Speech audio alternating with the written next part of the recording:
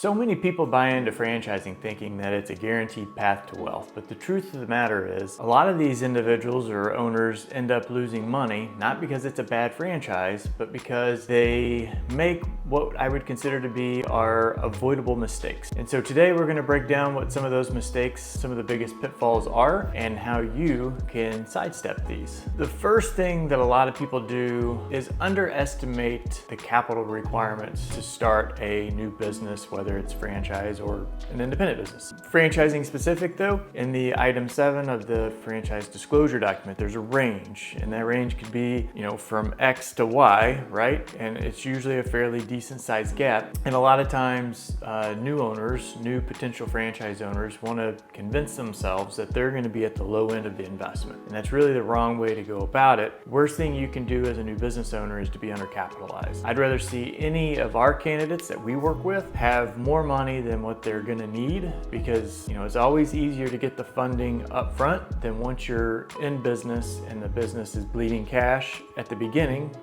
As most businesses do during the startup phase, it's a little bit more difficult to get additional funding at that point. So you always want to go into a situation and make sure that you've got plenty of capital, plenty of resources to see this through. You don't want to run out of runway when you're building a successful business, and that happens far too often. And so that is one of the biggest and most avoidable mistakes that you can make today to set yourself up for future success. Another common mistake that we see is ignoring location and market research. What I mean by that is, for example, brands that require a brick and mortar space.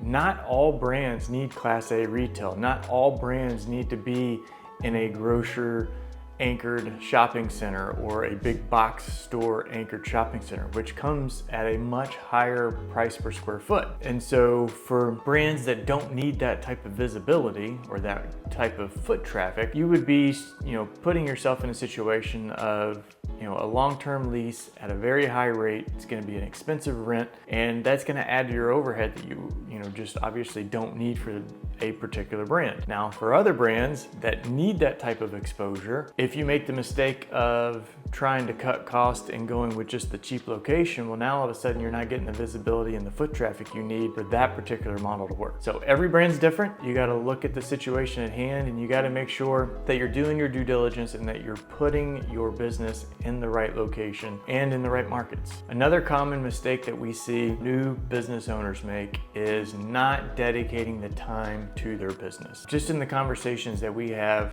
throughout the year, there's so many people that we talk to that they want passive. I want to make money, don't have the time, I'm going to keep my job, I can't leave my job, but I want to make all this passive money. And on the surface, yeah, that sounds fantastic. We all want that, right? But the reality is, anytime you set up a new business, you've got to have some time. Now, that doesn't necessarily mean it's got to be 40 hours a week. If you've got the capital and you're well capitalized, then you can afford to pay a general manager to run the day-to-day of your business. Great. But that still doesn't mean that you as the owner can be completely hands-off.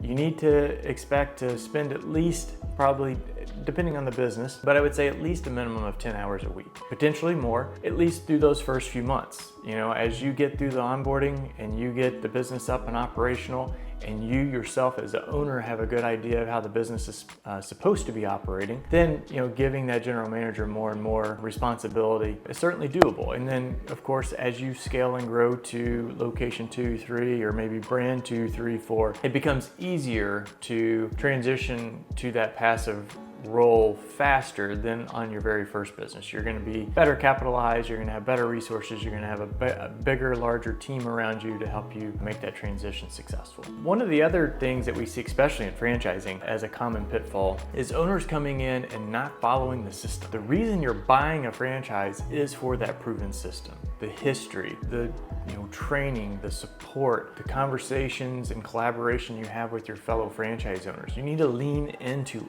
all of that. That is going to help you grow faster than what you could ever imagine. But what we see too many times is an owner coming in, deciding maybe they could do things a little bit different or do things their own way. And a lot of times that ends up hindering their growth. It can even cause them to bleed cash that they otherwise don't need to be bleeding and can ultimately be the downfall of their success. So when you're choosing a franchise, you need to think to yourself, do I believe in the model and do I believe in the processes they have laid out? And if the answer is no, then you need to step back and go and look at other options. You don't want to go into a franchise or buy into a franchise thinking, okay, I really like this, but I'm going to do things a different way than anybody else has done. That's not going to be a good path towards success. So take a step back, look at other opportunities that are maybe more aligned with how you want to operate, that have done it that way successfully, and then that's the brand you should be looking at. I would say one of the final pitfalls that we see with a lot of new owners is making the wrong hire, not really structuring or setting up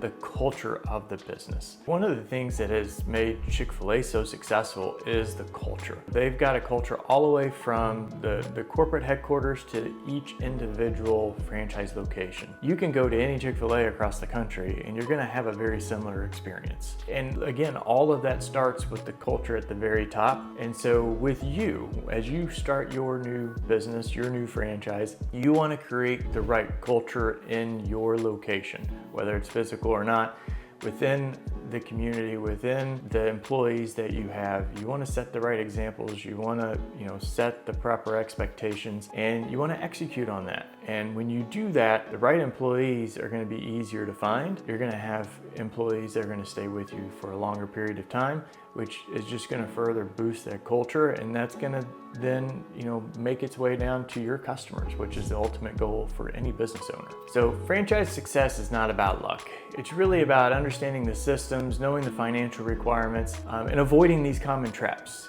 And if you do all of that, your chances of success increase dramatically. If you're thinking of owning a franchise, or maybe you already run one now, and you want to avoid these common mistakes, take action now. Don't wait. Reach out to your franchisor, reach out to your fellow franchisees, reach out to us, whoever, but reach out to someone, kind of talk through the struggles that you may be having, what you can do to alleviate those. And again, if you're just now going through the process and trying to find the right franchise opportunity, definitely bookmark this video, come back to it, watch it multiple times, and make sure you're putting yourself on the path to success.